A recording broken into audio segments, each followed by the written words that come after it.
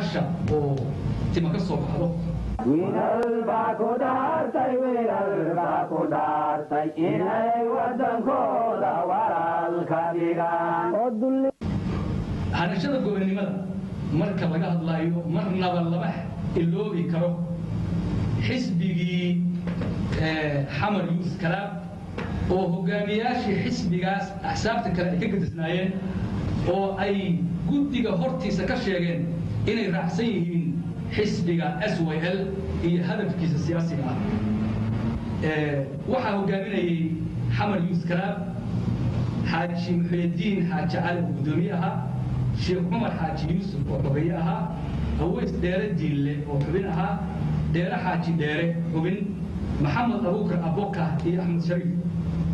guddiga ka socday 4 dowladood oo lixaad ka lahaa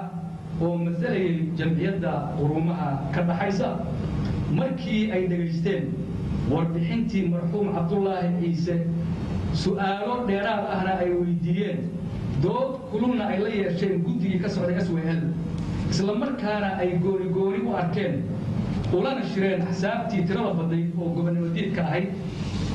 waxaa u sugnaaday in xisbiga SYL uu haysto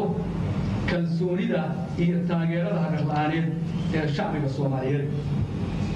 waxayna guddigaasi hordhigeen shirkii loo dhammaa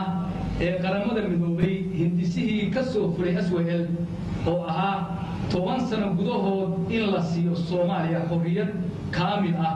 jamciyadda quruumaha ka dhaxaysana ay dusha ka maamusho waxaana 1950kii bilowday taliskii loo yaqaan AFIS Amministrazione Fiduciaria Italiano della Somalia Abdullahi waad mahadsantahay